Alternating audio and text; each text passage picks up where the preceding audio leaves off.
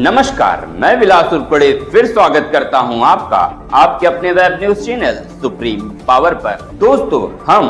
देश प्रदेश, आपके जिले और आपके क्षेत्र से जुड़ी खबरों को प्रकाशित करते रहते हैं। तो आप हमारी खबरों को देखने के साथ साथ हमारे चैनल से सीधे जुड़ सकते हैं, सिर्फ और सिर्फ इस लाल बटन को दबाकर और हमारे चैनल को सब्सक्राइब कर। तुमच्या चॅनलचा खूप खूप धन्यवाद आणि क्षेत्रातील जे कोणी या चॅनलला बघत आहेत सर्व जनतेला माझा नमस्कार। लाडकी बहीण योजना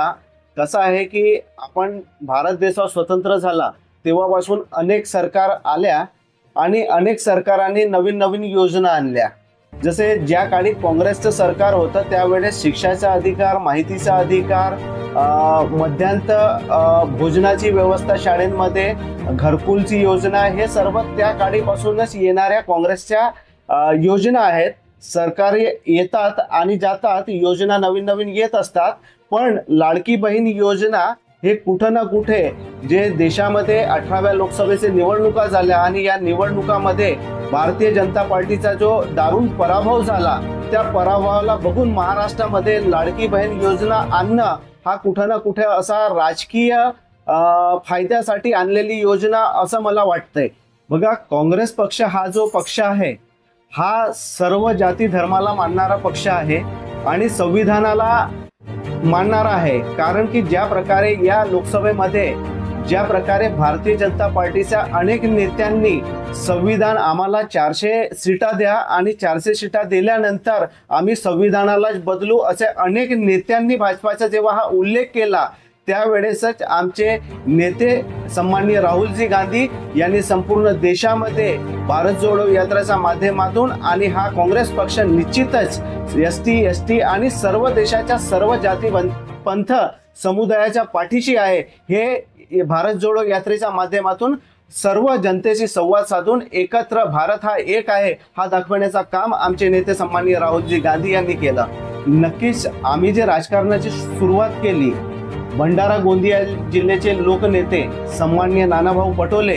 यांच्या पावलावर पाऊल ठेवून आणि त्यांच्या छत्रछायामध्ये आम्ही राजकारणाची सुरुवात केली। मी एक संघटनेतून आलेला कार्यकर्ता आहो, जे NSAI पासून माझी सुरुवात झाली। गाव पातळीवरील युवक काँग्रेसच्या गावच्या ग्राम अध्यक्षापासून तर तिरोडा गोरेगाव विधानसभेच्या अध्यक्षपदापर्यंत माझ्यासारखा सामान्य माणूस जातो। हे एक काँग्रेस पक्षामध्ये जे सर्वांना संधी देण्याचं काम नाना पटोले साहेब,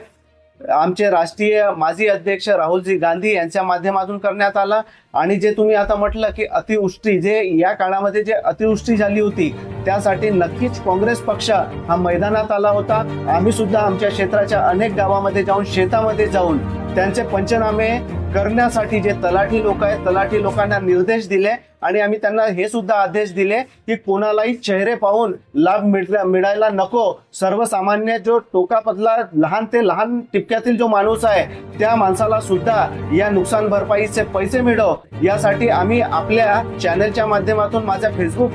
पेजच्या माध्यमातून आज तुम्ही बघू शकता की असे व्हिडिओ त्या माध्यमातून आलेले आहेत आणि आम्ही नक्कीच शेतकऱ्यांच्या पाठीशी राहणारे लोक आहोत। निरंतर या क्षेत्रामध्ये कृषी उत्पन्न बाजार समितीच्या माध्यमातून मी शेतकऱ्यांच्या मुद्द्यांसाठी गेल्या 2017 पासून कृषी उत्पन्न बाजार समितीचं नेतृत्व करत आहोत आणि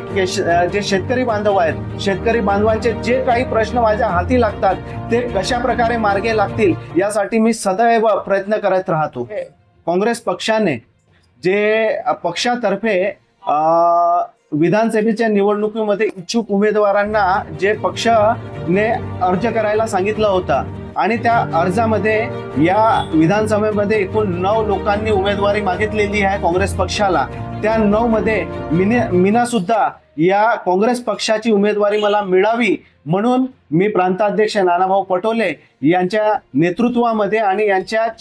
छत्रछायेमध्ये इथे काम करण्यासाठी निरंतर काँग्रेस पक्षामध्ये तर मी काम करतच आहो, पण येणाऱ्या काळामध्ये पक्ष मला इथून जर संधी देते विधानसभा लढण्याची तर नक्कीच आम्ही या क्षेत्राचं नेतृत्व सुद्धा करू आणि मला वाटते की या गेल्या 10 वर्षामध्ये या क्षेत्रामध्ये जे कामं झाले आहेत त्याला कुठं ना कुठे आज नवीन नेतृत्व मिळावा अशी या क्षेत्राच्या जनतेची कुठं ना कुठे आस बघून आपल्याकडे एक नवीन नेतृत्व मिळावा, नवीन मुलांना, नवीन युवांना संधी मिळावी कुठं ना कुठे अशा या प्रतीक्षेमध्ये या क्षेत्राची जनता वाट बघत आहे। बघा इथे कसं होता की ज्या वर्षी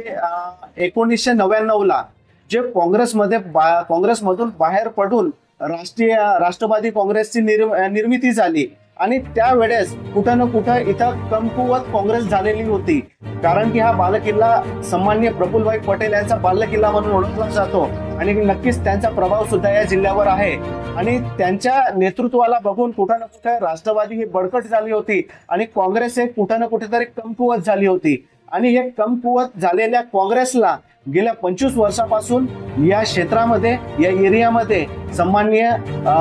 जे जिल्हा अध्यक्ष आधी इथलं जिल्ह्याचं नेतृत्व सन्माननीय गोपाल अग्रवाल साहेब सुद्धा करत होते, पाठोपाठ नाना पटोलेजी करत होते आणि तेच एक